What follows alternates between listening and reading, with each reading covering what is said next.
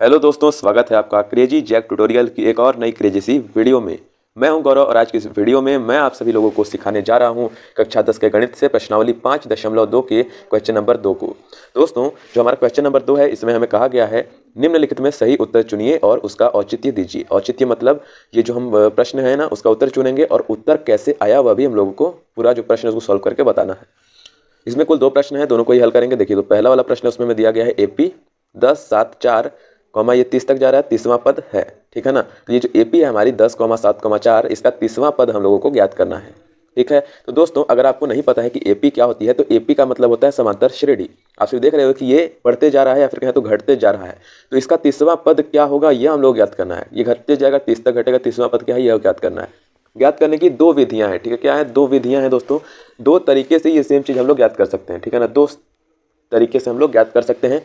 दोनों तरीके से, पहला वाला तरीका से ये मैं पहला वाला प्रश्न करूंगा और दूसरे वाले तरीके से दूसरा वाला करूंगा। आपको दोनों ही पता चल जाएंगे। ये जो प्रश्न है इसके एग्जाम में आने के चांसेस हैं, क्योंकि इस प्रकार के प्रश्न ऑब्जेक्टिव में पूछे जा सकते हैं। आप सभी इसको अच्छे तरीके से समझ लेना। ठीक है। छोटा सा प्रश्न है, ज़्यादा मुश्किल नहीं है। एपी, देखिए एपी है हमारे पास, तो सबसे पहले तो हम लोगों को क्या कहा गया है ना कि एपी दी गई है। तो यहाँ पर मैं सबसे पहले क्या करता हूँ कि हल लिख लेता हूँ। ठीक है, यहाँ पर मैं लिखूंगा हल। पहले के लिए हमारा हल है ये। ठीक है ना। तो पहले के लिए हल मैं यहाँ पर लिख देता हूँ। हल में सबसे पहले देखिए हम लोग क्या करेंगे। सबसे पहले एपी लिखेंगे कि एपी देखिए एपी हम लोगों को दी गई है क्या है 10, 7 और 4, यानी कि 10, 7, 4 ये हम लोगों को एपी दी गई है और ये इसी प्रकार से बढ़ रही है आगे। ठीक है ना। ये कहाँ तक जाएगी? 30 तक जाएगी। ठीक है ना। तो अब देखिए, अब हम लोग आगे लिखेंगे ए आप लोगों को नहीं पता है तो मैं बता देता हूँ। ए होता है हमारा प्रथम पद, यानी कि ये जो एपी है इसका ये जो पहला वाला अंक है इसको हम लोग क्या कहेंगे? ए। तो ए दिया गया है हमारा 10, तो 10 लिख देते हैं। उसके बाद हम लोग डी निकालेंगे। ठीक है ना। डी निकालेंगे। डी निकालना बड़ा सिंपल होता है। अगर आपको नहीं पता है डी कैसे निकालते हैं ये बताता हूँ। देखिए दोस्तों, डी का फॉर्मूला होता है A2 - A1, यानी कि ये जो हमारा दूसरा पद है इसमें से पहले पद को घटाएंगे। ये पहला पद, ये दूसरा पद, ये तीसरा पद, A1, A2, A3। तो A2 में से A1 को हम लोग घटाना है। आइए यहाँ पर घटा देते हैं। A2 देखिए, A2 है हमारा 7, तो 7 में से हमको घटाना है 10 को, यानी कि पहले पद को। अंतर है 3 का और आंसर हमारा माइनस में आएगा, क्योंकि ये जो माइनस वाला है ना ये बड़ा है हमारा, 10 बड़ा है। ठीक है ना। और 7 छोटा है, छोटे में से बड़ी संख्या घट रही है इसलिए आंसर माइनस में आएगा। तो डी भी हम लोगों ने निकाल लिया। अब हम लोग एन लिखेंगे। एन यानी कि अंतिम पद, यानी या फिर कहें तो ये जो हम लोग क्वेश्चन दिया गया है ना यहाँ पर 30वां पद, तो इसको हम लोग एनवां पद भी कहते हैं एक तरीके से। ठीक है ना। तो ये जो एन है ना यह है अंतिम पद, यानी कि लास्ट वाला हम लोग को आखिर ज्ञात क्या करना है, लास्ट पद क्या है। तो एन हम लोग को दिया गया है 30, तो हम लोग 30 लिख लेते हैं। ठीक है ना। 30 लिख लेते हैं। अब ये चीज़ें आ गई। अब हम लोग ये जो प्रश्न है वो एक फॉर्मूले के तरीके से सॉल्व करने वाले हैं। देखिए फॉर्मूला हमारा क्या है। फॉर्मूला है हमारा ए एन बराबर में ए है, फॉर्मूला है ए प्लस में n - 1 × डी।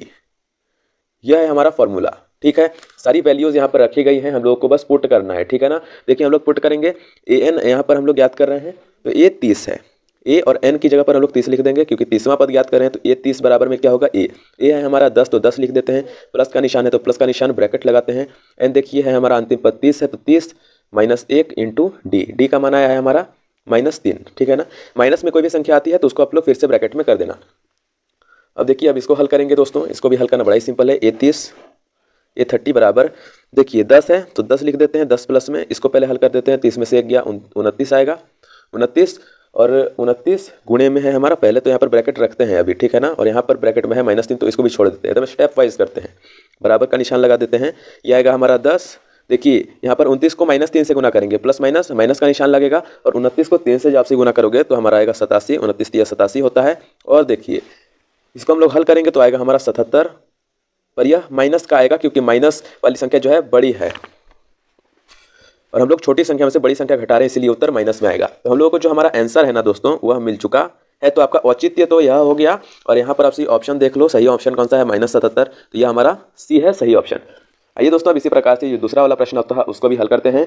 अगर आपको वीडियो अभी तक अच्छी लग रही होगी तो प्लीज़ वीडियो को एक लाइक जरूर से कर देना। एंड चैनल को भी, जितने भी लोग आपसे नए हो चैनल पर, प्लीज़ सब्सक्राइब करके जो बेल वाला आइकन है उसको ऑल पर सेलेक्ट कर देना, ताकि आपको हर आगे की हर क्वेश्चन की वीडियो की नोटिफिकेशन मिल जाए। और एक और चीज़ कि इससे जितने भी जो पहले वाली प्रश्नावलियाँ हैं, जितने भी पहले के प्रश्न हैं, हर एक प्रश्न को मैंने वीडियो वाइज किया हुआ है।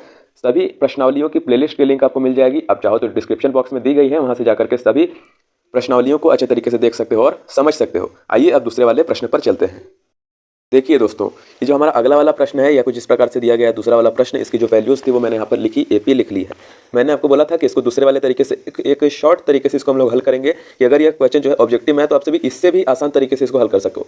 ठीक है ना, दोनों ही तरीके वैध हैं, आप सभी किसी से भी करोगे तो आपको पूरा नंबर मिलने वाला है। ठीक है, तो देखिए एपी यहाँ पर लिखी गई है। तो सबसे पहले तो हम लोग क्या करेंगे ना, हम लोगों को जो है जरूरत ही नहीं पड़ेगी एन वगैरह कुछ भी निकालने की, कुछ भी उस फॉर्मूले की जरूरत ही नहीं पड़ेगी, एकदम सिंपल तरीके से हम लोग निकाल सकेंगे। आप सभी मानो, यहाँ पर मैं आपको एक अलग वाले पेज में समझाता हूँ कि मानो हमारा A2 का फॉर्मूला क्या होता है, यानी कि दूसरे पद का फॉर्मूला अगर हम लोग करेंगे, दूसरा पद हम लोग को चाहिए तो हम लोग ए में डी जोड़ देंगे, यानी कि सार्व अंतर जोड़ देंगे। सॉरी, मैंने आपको ऊपर बताया नहीं था डी क्या होता है। डी का मान डी को हम लोग सूचित करते हैं सार्वअंतर। डी बराबर होता है सार्वअंतर, या फिर कहें तो डी को हिंदी में सार्वअंतर कहा जाता है। ठीक है, तो सार्वअंतर जो है, अगर ए में हम लोग डी जोड़ देंगे, यानी कि पहले पद में डी जोड़ेंगे तो दूसरा पद आ जाएगा। सिंपल सी बात है। इसलिए A3 अगर हम लोग को कभी निकालना है तो A3 क्या होगा, A प्लस में 2D, इस बार 2 बार डी जोड़ देंगे तो A3 आ जाएगा। इसी प्रकार से हम लोग को प्रश्न में कहा गया है, ऊपर देखिए आप सभी, प्रश्न में हम लोग कहा गया है का 11वां पद, यानी कि 11वां पद हम लोग को इसका ज्ञात कर देना है। तो 11वां पद ज्ञात करना बड़ा ही सिंपल है। अगर हम लोग को A3 के लिए A प्लस में 2D करना है, यानी कि जितना पद हम लोग ज्ञात करना है उससे एक कम D लेना है, तो हमारा A11 का होगा क्या, A प्लस में 10D होगा। सिंपल सी बात है। तो हम लोग को बस A और D चाहिए तो हमारा ज्ञात हो जाएगा। ठीक है ना, उस फॉर्मूले की हम लोग को जरूरत ही नहीं पड़ेगी। तो आइए इसी प्रकार से हम लोग इस प्रश्न को करते हैं। सबसे पहले हम लोग A निकालेंगे। A बराबर में होता है हमारा पहला पद, यानी कि पहला पद है देखिए -3, तो -3 मैं यहाँ पर लिख देता हूँ। अब हम लोग डी निकालेंगे। डी निकालना यहाँ पर थोड़ा कॉम्प्लिकेटेड है, आप सभी सावधानी से अच्छी तरीके से समझना है इसको। ठीक है, तो डी देखिए, डी होता है हमारा A2 - A1। ठीक है ना, तो A2 देखिए दिया गया है -1/2। इसमें से हमको किसको घटाना है, -3 को। ठीक है ना, -3 को हम लोगों को घटाना है। ठीक है, -3 को हम लोग ब्रैकेट में ले लेते हैं। तो इसको देखिए इस प्रकार से भी लिखा जा सकता है कि -1/2, और देखिए माइनस माइनस ये प्लस हो गया, और 3 ये भिन्न के जोड़ के रूप में आ रहा है। इसको यहाँ पर बटे में 1 भी कर सकते हैं। ठीक है, आपको आसानी होगी आगे हल करने में। तो देखिए इसको हल करेंगे, बड़ा ही सिंपल है। 2 और 1 का एलसीएम लेंगे तो बटे में क्या आएगा, 2 और 1 का एलसीएम होता है 2, एलसीएम प्लस 2 होगा हमारा। तो अब देखिए, अब इसको इससे गुना करेंगे और इसको इससे गुना करेंगे, तो 1 को -1 से अगर हम लोग गुना करेंगे तो हमारा क्या आएगा, यह हमारा आएगा दोस्तों -1 आएगा। और इसमें हम लोग किसको जोड़ना है, हम लोग को 2 3 6 को।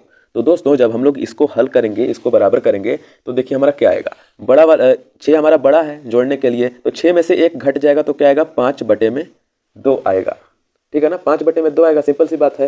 तो यानी कि जो डी का मान है वो 5/2 आया। अब देखिए जब हम लोग को डी का मान मिल चुका है तो हम लोग ये वाला जो मैंने आपको फॉर्मूला अभी बताया था इसको लगाएंगे, यानी कि A11 बराबर में A प्लस में 10D।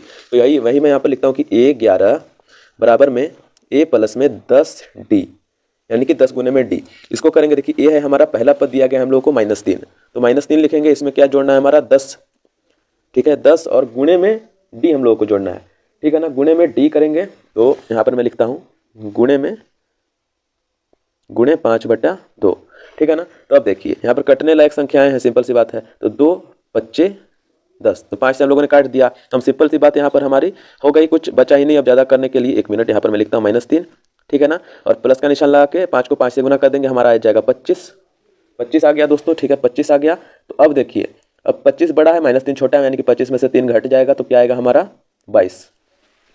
ठीक है ना, और 22 आएगा हमारा प्लस का, क्योंकि हम लोगों ने ये छोटा संख्या है ना, 25 बड़ा है तो 25 में से -3 घटा देंगे। सिंपल सी बात है। ठीक है, तो इस प्रकार से दोस्तों ये हम लोगों ने कर दिया है, और इसका जो आंसर आया वो हमारा प्लस का 22 आया। तो इसको अब हम लोग यहाँ पर टिक भी कर देते हैं। देखिए ये वाला हमारा क्वेश्चन था, इसको यहाँ पर हम लोग टिक भी कर देंगे, इसका ऑप्शन बी सही हो जाएगा। तो इसी प्रकार से दोस्तों ये वाला जो हमारा क्वेश्चन था इसको हम लोगों ने अच्छे तरीके से सॉल्व कर दिया। आई होप अब दोस्तों आप लोगों को वीडियो अच्छी लगी होगी। अगर अच्छी लगी तो प्लीज़ वीडियो को एक लाइक जरूर से कर देना, एंड चैनल पर जितने भी लोग आज से नए हो प्लीज़ सब्सक्राइब करके जो बेल वाला आइकन है उसको दबा देना हर आगे की वीडियो की नोटिफिकेशन के लिए। एंड आप सभी कमेंट करके बताना कि आपको वीडियो कैसी लगी, अच्छी लगी तो आप सभी जरूर हर्ट वगैरह कुछ ना कुछ कमेंट कर देना, इससे वीडियो की रीच बढ़ती है और अधिक लोगों तक वीडियो पहुंचेगी। चलिए दोस्तों मिलते हैं अगले वाले वीडियो में अगले वाले क्वेश्चन के साथ, तब तक के लिए जय हिंद, वंदे मातरम।